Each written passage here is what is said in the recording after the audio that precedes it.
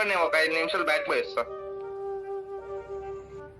అన్న మా పిల్ల వచ్చింది అన్న, నేను వెళ్తాను దాంట్లో ఆడుకుంటాను.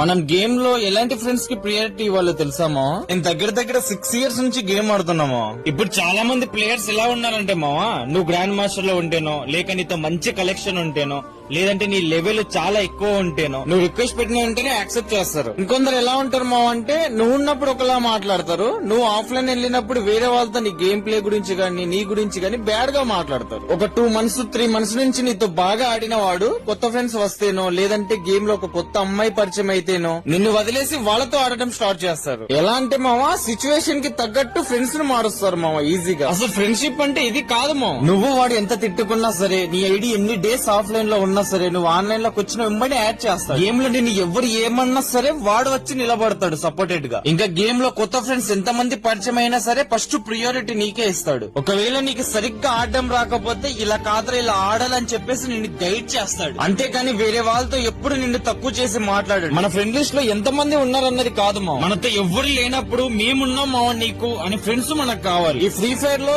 ఎవ్రీ అప్డేట్ కి గేమ్ చేంజ్ అవుతుంది మా. గేమ్ చేంజ్ అయినంత ఈజీగా మన ఫ్రెండ్షిప్ చేంజ్ అవ్వకూడదు మా. మీ లైఫ్ లో కూడా మీకు సపోర్టెడ్ గా ఉండే ఒక ఫ్రెండ్ ఉంటాడు చూడండి, అలాంటి వాడికి రీల్ షేర్ చేయండి మా.